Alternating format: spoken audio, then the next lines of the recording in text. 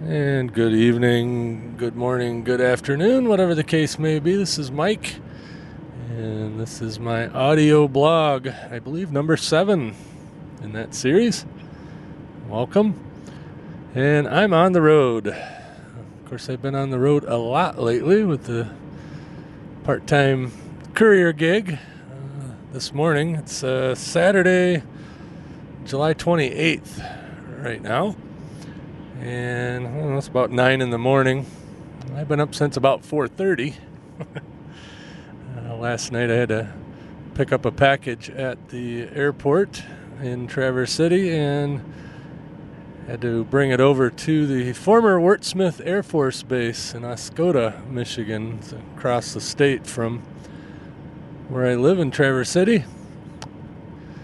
And it was really interesting going back to that base. I hadn't been on that base since I was active duty nearly 20 years ago. Actually, it was probably over 20 years since I'd been on that base. It's been closed now for 19 years, but it was interesting. So I got to go over there. I got to actually drive right out on the flight line and deliver the airplane part. It's now a aircraft maintenance facility. They do maintenance on airliners and such, and there's a whole big row of 747s parked out there. That was kind of cool, and I actually got parked right next to a 767 that was undergoing some sort of maintenance. But it was kind of interesting. You could definitely tell it still had that Air Force Base vibe, but of course it's all now, civilian.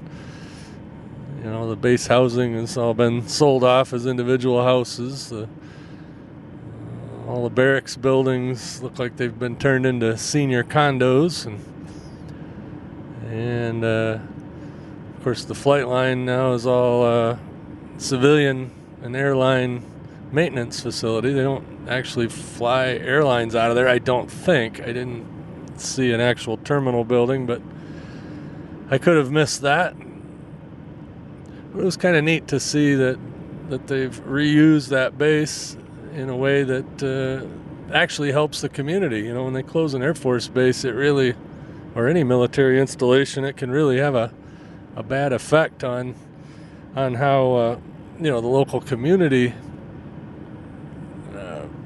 on their economic base. I mean, when it's usually 3,000 or 4,000, maybe 6,000 people stationed at an air base, and they close the air base, and voila, that's a big chunk of the economy. If it's a small town like Oscoda, well, actually, in the 19 years that base has been closed, they've actually grown their population and their economic base over there, and it's been really good for the local economy and business in general.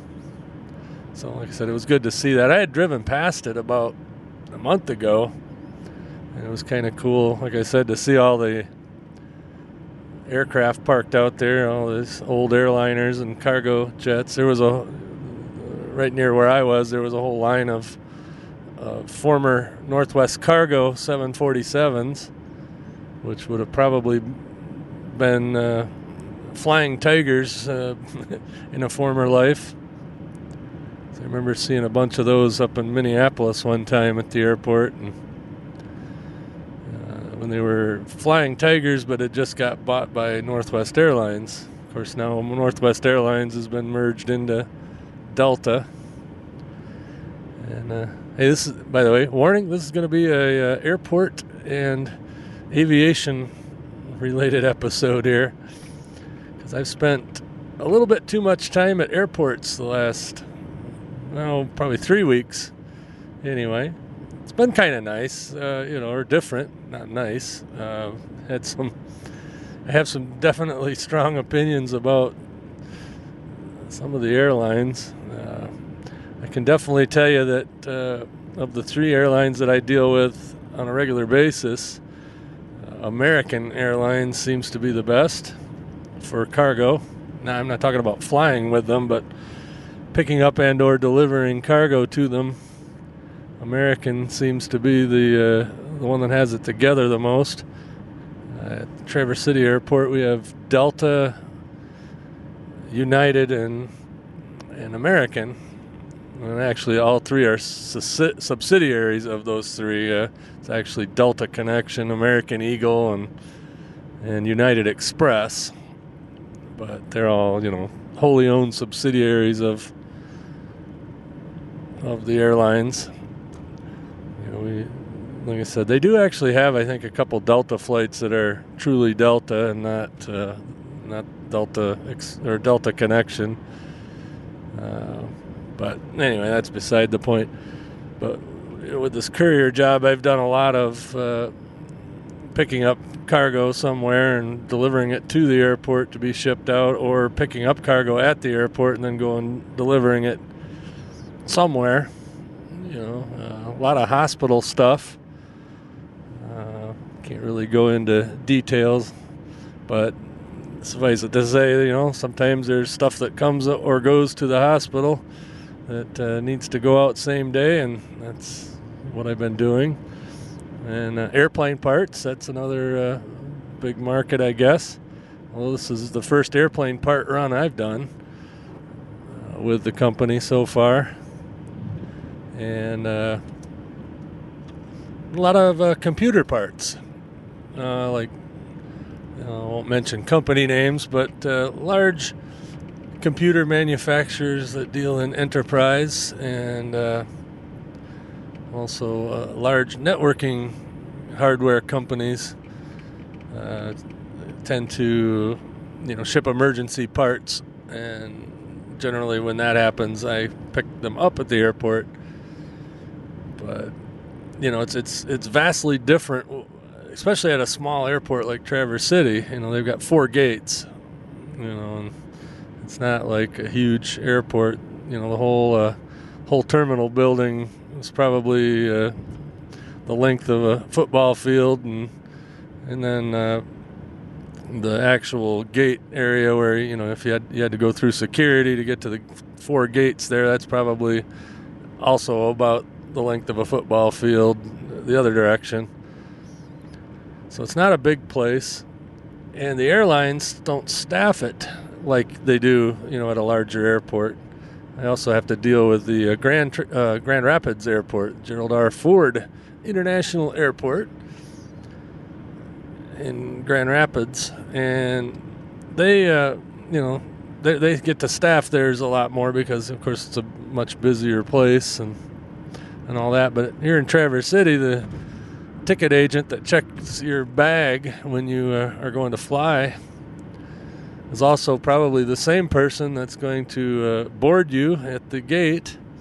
And then if you look out the window, there's probably the same person that's loading the baggage and pulling the chocks and pushing the airplane back out of the parking spot so you can take off.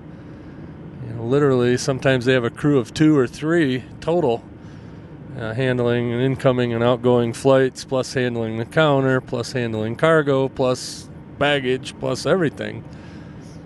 So a lot of people get a little upset. A lot of the passengers seem to get upset because I spend a fair amount of time standing in line at the counter waiting for these overtaxed employees to get to me, which, like I said, I completely understand, and it doesn't really bother me. But it's amazing to watch some of the reactions of the people there. The passengers, like, where are they? And I don't know how many times I've had to explain to them that, hey, there's only 2 or 3 people here for the airline, and they're doing the best they can. And it's amazing how some of them keep a good attitude. That's what I'm trying to do, is keep a good attitude. Yeah, it sucks standing around the airport waiting, and a lot of the time I'm on a really tight time constraint, but I have to understand, and I do understand where they're coming from and why it's a problem. That they can't always be everywhere at once. But I have to say, American just goes out of their way. What I do when I have to pick something up off of incoming flight is I'll go there about a half hour before the flight go up to the counter, and usually half hour before a flight, there's somebody right there at the counter because they don't have an airplane to deal with. And I'll say, hey, I've got some cargo coming in. When you get it off the plane, I'll just be hanging around out here, and just make sure they know I've got a box coming in. And that helps a lot. Of course, they'll find the box, but if they don't know the person, and you always treat them nice. But American will, bust their butt. The people there, all of them that I've dealt with, bust their butt to, they get the cargo off and get it up to the counter as quick as they can because they know that I'm on a time constraint. And generally, if they're shipping it by air like that, it's pretty hot cargo. It's generally just little boxes, And if you don't know, I'm just driving my little Subaru wagon for this courier job. So I'm not driving, like some big cargo van or something and getting really big pieces. It's like this box I hauled today. It was probably, 2 feet by a foot. And if it weighed 6 pounds, that was, that's about all it was. It might have been a little more than that, but it was just this little dinky box. Or not little dinky, but, cargo anyway. And then I had to haul it 160 miles across state and drive back 160 miles. But it's all right. Pays good, and I enjoy driving. Since I've been doing all this driving, I've definitely been keeping up on podcast listening, as a side note. But some of the other airlines that I deal with, I'd say, out of the 3 that I deal with, the worst is United. And it seems that they have the most employees at that particular airport that don't keep a good attitude. I'm not going to disparage them. I can understand it would, probably that job probably sucks. It's good to have a job, but I can imagine that job sucks, having people bitch at you all day, and that's, I think what's happening. But they got a couple people over there that are, top notch, and same thing with Delta. There's a couple of grumpy ones, and majority of them are pretty good. One morning I had to get up at 4:30 in the morning to get over there for a 5 o'clock arrival in the morning. And I don't generally mind that as long as I know ahead of time. But anyway,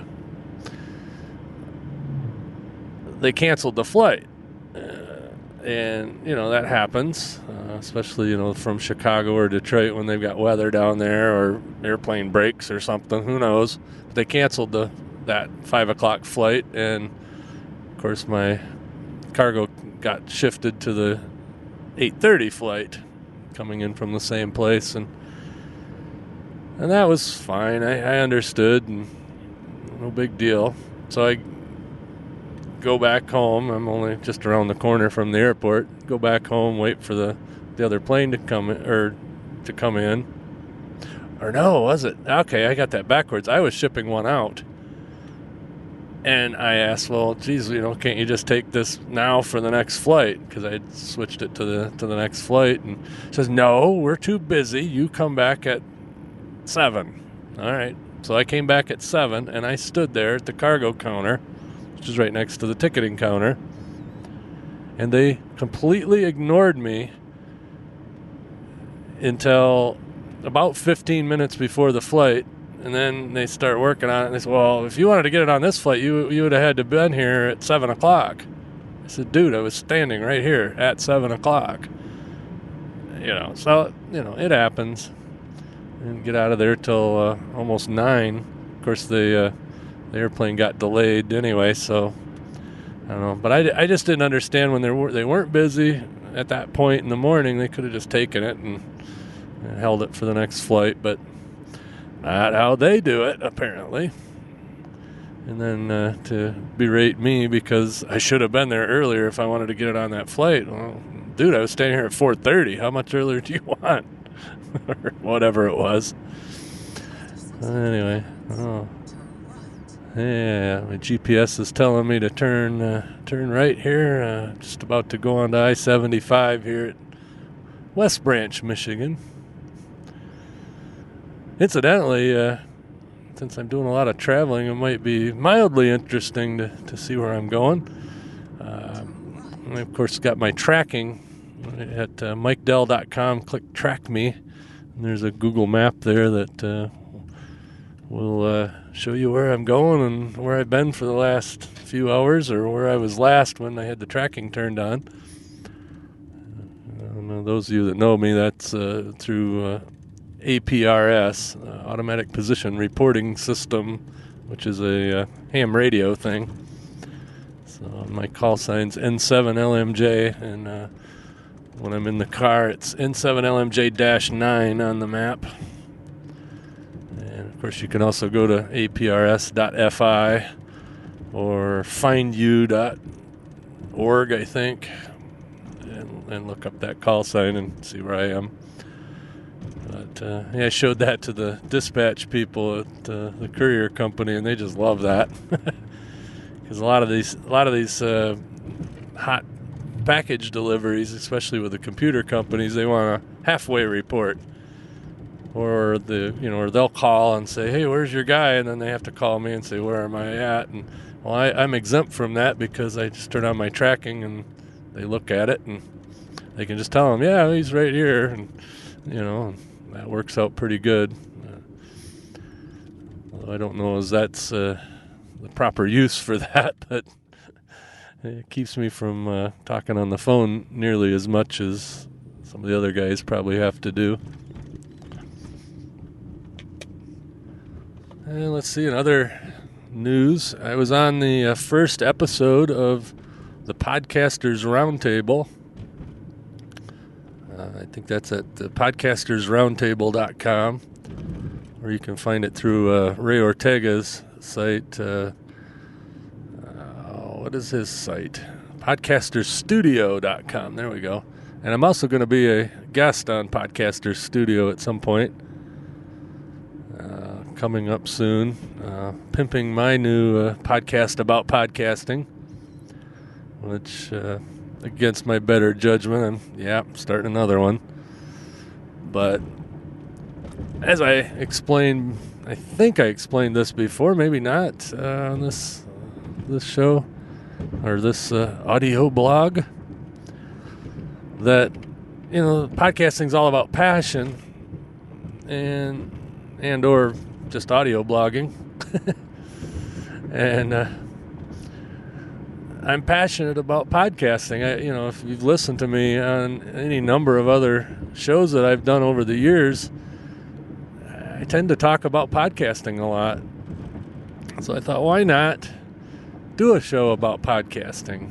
It seems to be a popular thing lately.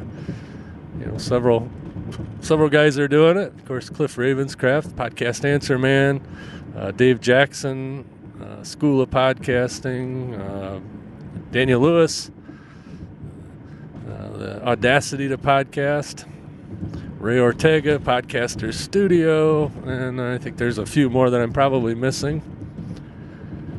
But everybody's got their own take on things and kind of their own specialty, and mine seems to be the technical side of it. As far as what equipment to buy, what how to set it up, how to do the software, what's the best way to set up a website, how to deal with PowerPress, or whether or not to do FeedBurner. Okay, I got a maneuver here to the on-ramp to I-75. Yeah, oh, that's one thing too. I want to do a it says dead end. Oh, maybe I went down the wrong road. Oh well. See, that's what happens when I'm talking instead of driving. Well, this looked like a on-ramp, but isn't. It's the next one. So we'll just make a U-E here. But yeah, it's another thing. I want to do a review on GPS units. because I've got an old TomTom 1. It's not like super old, but 3-4 years old, 5 years old maybe. And I gotta say, it's letting me down sometimes. So, and then of course I got my Android phone, which has the Google Nav, which is better in a lot of respects, but not perfect. And I think I'm gonna buy a Garmin Nuvi. I think is the next one I'll try. I'll borrow my mom's first and see how that goes, and then if I like it, I'll buy one. But anyway, what was I talking about? Oh yeah, the podcast about podcasting. So I had tried that actually briefly. I did that one for a very short time. So you want to podcast.com, but that was ill-conceived and not well thought out. This one will be definitely more well thought out and pre-planned a little bit. In fact, I've already got the outline of the first several episodes written out, and I've recorded show 0. Of course, in show 0, I explain why I have a show 0 and why, if you're going to start a podcast, you should have a show 0. And anyway, that'll officially start right around the 1st of August, and it'll be a weekly, probably 30 to 45 minute long podcast, generally on one topic. Probably have a little bit of podcasting news, and then go into the topic of the day, and also encourage people to ask me questions, and then I can spend time answering questions, which would be good, I guess. So we'll see. So look for that. That's over at podcastingtechcoach.com. It's podcastingtechcoach.com, and I got a few other iterations of that domain name, all sort of pointing at that site. But I plan on doing the, some how-to videos, which will be posted at the site. Probably not podcasted. I come to the conclusion that video podcasts are a little too expensive to host properly. And so why do that? I can host it for free on YouTube or Vimeo. Not sure which one I'm going to go with. Probably both, but primarily one or the other. YouTube's good for Google Juice, being it's the number 2 search engine behind Google and owned by Google. So it would make sense to at least put those on YouTube standalone, and then like maybe on the website I'll embed a Vimeo or something. I don't know. We'll see. But that'll come along, and then I do plan on also putting posts, extensive, tutorial type posts on the site, probably answering questions that I get. And I think that'll be kind of cool, and that'll also help with my consulting. Along with this courier gig, I've also been doing a fair amount of consulting, podcast-related consulting. I've become part of a referral network for just such consulting, plus, do the work with Raw Voice Blueberry, and that also helps. And so, between that and this courier gig, I'm getting along just fine. My wife also is making a career transition. She'll be starting middle of August at a new property. Of course, she is in the hospitality industry, which is pretty big around Traverse City, but she's going to be the assistant general manager of 2 properties, 2 chain hotels.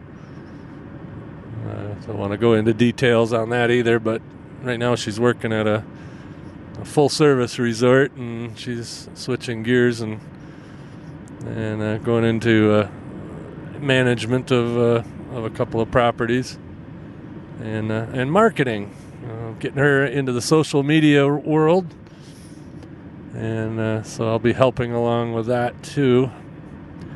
But the outfit she's going to is locally owned. It's a franchise chain of franchise of 2 chain hotels,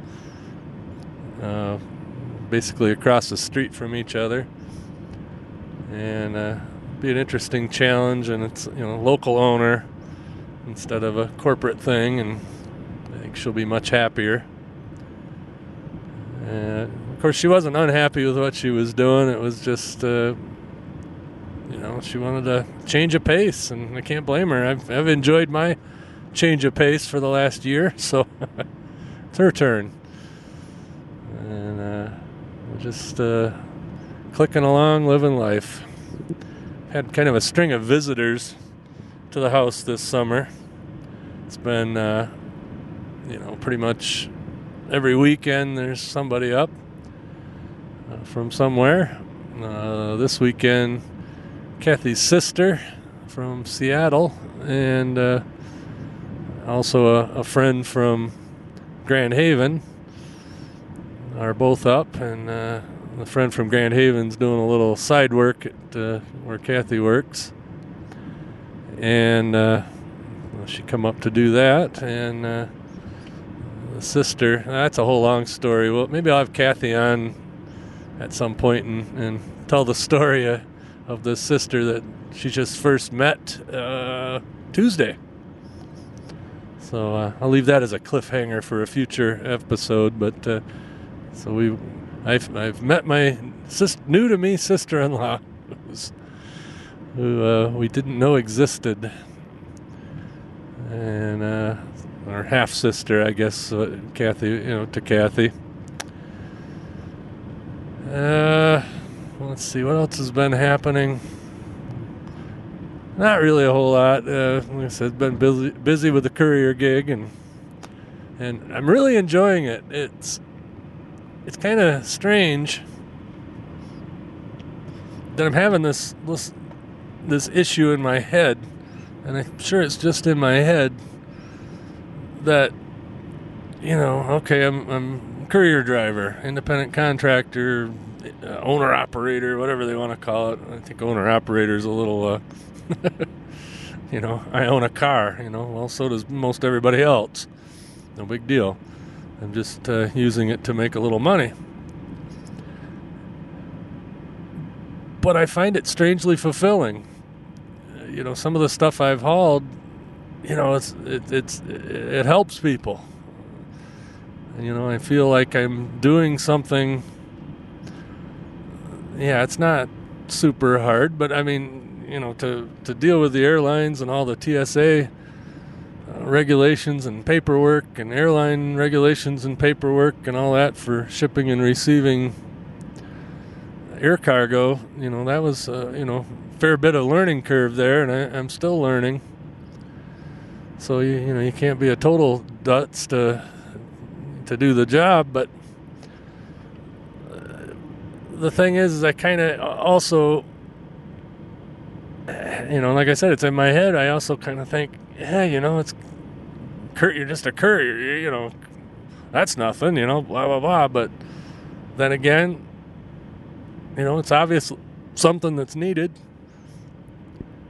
and it's a whole nother world of transportation that you just don't even think about. But somebody does it. How do you think all these businesses that these large businesses that get just tons of mail, literally tons of mail? Well, who deals with that? The post office at some point quits delivering mail to those big businesses. Post office, once you get above a certain volume, what they do is they sort it, and then they have you come and pick it up at the dock at the post office at an assigned time. Well, most of these companies don't want to hire somebody to do that. So what they do, they hire a courier to pick up the mail every day. And I do that one day a week. There's a particular route that I run, and it's kind of neat. I go to there's 3 post offices in Traverse City. There's one sorting facility and 2 branches of the post office, 2 different zip codes. And I'll be at the dock. I'm supposed to be there at 7:20 a.m. on my assigned day, and 2 different postal workers come out and with a big tub of mail, or a big cart full of mail, and I sort out, this tub goes to this business, these 2 tubs go to the other business, and so on, and pretty much fills up the back of my little wagon here. And then I run a route. I go to several larger businesses around Traverse City, and then when I'm all empty of mail, I go back to the post office at another time and pick up another load to go to 2 or 3 other businesses. And then I go yet to a third time to the other branch and pick up yet another tub of mail for one particular business. So, it's like 4 hours in the morning, and it's an assigned route. It's really, it's actually kind of neat. Like I said, I wish I could get it out of my head that this is some sort of lower class job, but it's not. It's and I guess no job is really a lower class job, but this is just something from years of being in skilled labor, I guess you'd call it, as a graphic artist and or graphic arts professional, or whatever other names they called us over the years. But it's just one of those things, and I gotta get over that. And it's only a part-time gig, and it's something I enjoy doing.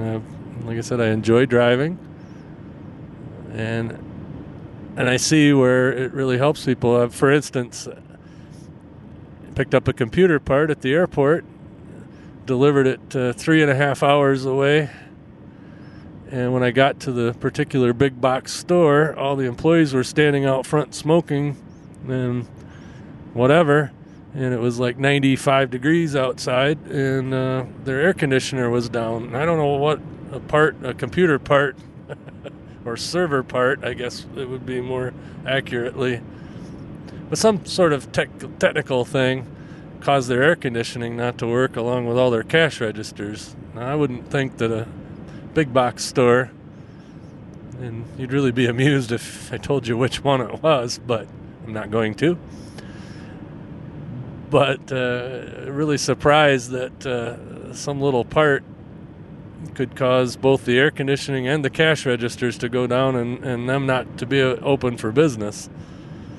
I found that humorous on one point, but hey, every hour that store's down, they're paying all these people to stand around, smoke cigarettes and all that, and not that they should be doing that, but there's really nothing else they could be doing, because their job is to help customers and sell, and like I said, I showed up with that part, and they were all real happy to see me. Same with some of the medical stuff. I've picked up medical things that were marked human tissue for transplant. Well, there's somebody somewhere waiting for that tissue to get cured of something, hopefully. And so, like I said, it's important behind the scenes work that, like I said, I don't take any particular pride, but I also don't want to look down on it. So anyway, I guess I've rambled along long enough. According to the GPS, I'll be home about 11:30 a.m. And that'll be good, because I'm going to be joining the morning tech show over at Geek News Central around noon. So that'll give me time to grab something to eat and get down and get online for that. Todd's doing a hangout a Google Hangout today for that show. So look for that a little bit later. Probably tonight or tomorrow. I'll probably have this out after I record that. And of course, I got another Geek of the North ready to go. That'll be coming out either later today or tomorrow on Sunday. So look for it beginning of the week. And I hope everything's going good for you. If you want to comment on anything, you can leave a comment right there on MikeDell.com or email me or whatever. I'm around. I'm debating whether to put this voicemail thing on the website. I may or may not. I do have it over at the Podcasting Tech Coach site. And so far nobody's used it. But hey, if you want to leave me a comment over there, just hit that. If you got a mic connected to your computer, which most of them have them built in now, you can utilize that little feature that pops out from the side. kind of curious to see how that works. So anyway, with that, have a good one. This is Mike from Interstate 75 in the Subaru Studios. Catch me later.